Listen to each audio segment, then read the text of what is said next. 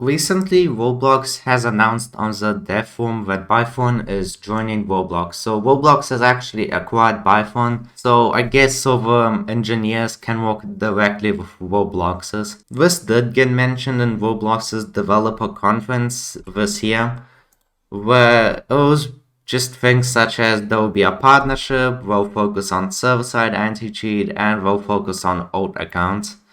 So, and that's pretty much it. They didn't really mention details, but in this post, they mention who's joining them and just more stuff. But to be honest, this is still pretty brief. So yeah, Roblox has acquired an anti-cheat company, which I don't think has happened before.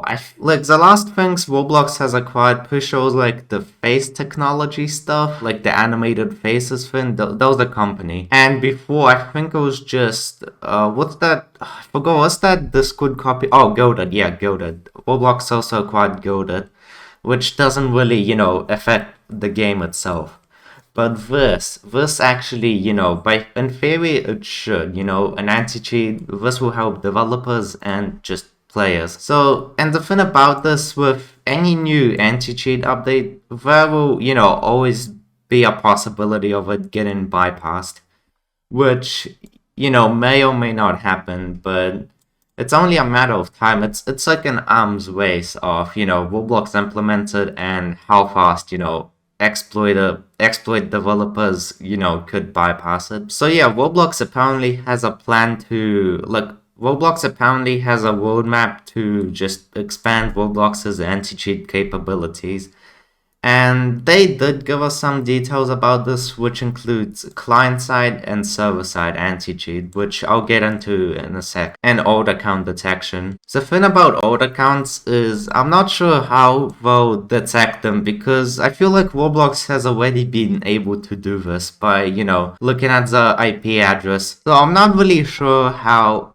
I hope they do give more details later, but for now, it's pretty vague, like, what is old account detection? Because they have been able to do this for a while, like, just checking, oh, if it's the same computer, or if it's the same IP address, which can sometimes be flawed, because, like, what if you have other members of your family or something, or friends playing Roblox at your house, and, they get falsely banned? Like, there was a situation where Ruben Sim got banned on all of his accounts, right? And also his girlfriend got banned on her Roblox account as well, because she was in the same IP address. I do agree with Roblox going after old accounts, because I've seen so many times, like in Arsenal, for example, where people would just make alternative accounts just to cheat and ruins the game.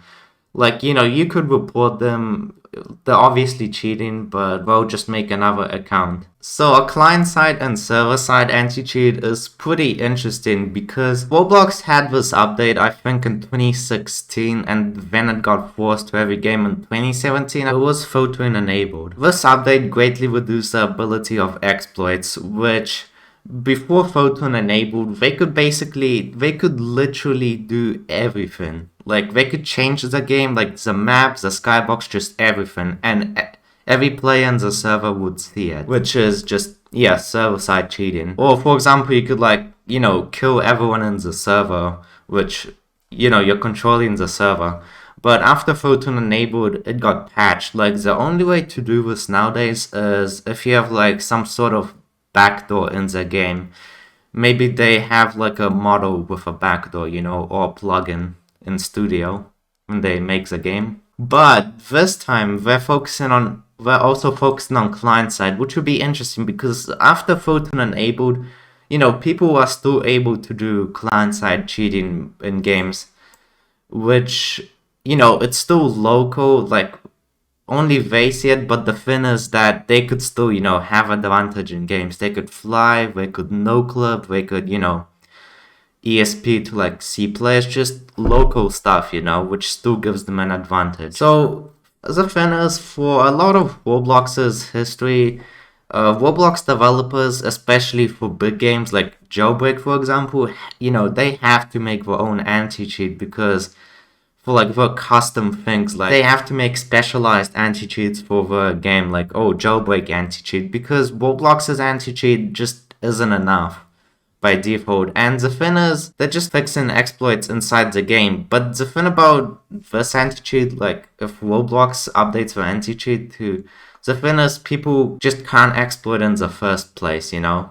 They can't open the program. But Roblox devs making anti-cheat for games, they can't really stop you from opening, you know, the program. They just try minimize damage by preventing you from doing stuff in games. So this is good, I know, to Roblox and the developers, but here's the problem, or like what a lot of people are worried about. Like the possibility of false flags. Like, what if you're using an FPS unlocker, which I know lots of people are. Which the thing is that I hope and I don't think that Roblox will, you know, see it as a bad thing, because Roblox officially does FPS unlock. For example, if you play in VR like 90 Hz, for example, I've checked myself that Roblox actually does unlock the FPS to 90 instead of 60. Also, auto clickers, I don't think that's really like gonna be Roblox's war. Like auto click, I think it's fine. It just depends if the game's,